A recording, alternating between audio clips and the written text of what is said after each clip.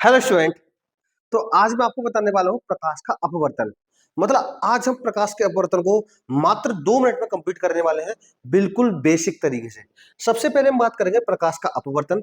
ये होता क्या है? अपवर्तन क्या होता है कि जब कोई प्रकाश किरण एक माध्यम से दूसरे माध्यम में जाती है तो वह अपने मार्ग से विचलित हो जाती है।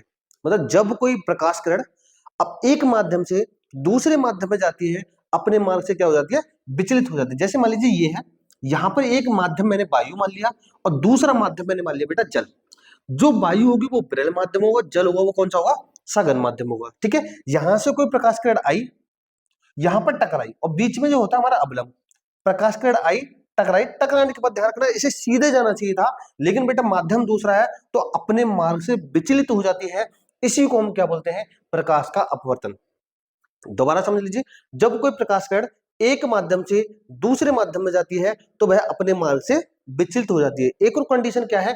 विरल से अगर सघन में जाएगी तो अवलंब के पास जाएगी, अगर सघन से विरल जाएगी तो बेटा अवलंब से दूर जाएगी। ये वाली कंडीशन आप याद रखना। ठीक है, परिभाषा की बात करें, जब प्रकाश किरण एक माध्यम से दूसरे माध्यम में जाती है तो वह अपने मार्ग से विचलित हो जाती है। इसी को हम क्या बोलते हैं? प्रकाश का अपवर्तन कहते हैं। अब इसके कितने नियम है? इसके नियम है बेटा दो। इसके कितने नियम है? दो। अब दो नियम कौन कौन से ये समझ लीजिए। सबसे पहले पहला नियम क्या है? आपतित किरण, अपवर्तित किरण तथा आपतन बिंदु पर खींचा गया अवलंब। मतलब कह सकता हूं आपतित किरण, अपवर्तित किरण और अवलंब तीनों एक ही तल में होते हैं। तीनों क्या होते हैं बेटा?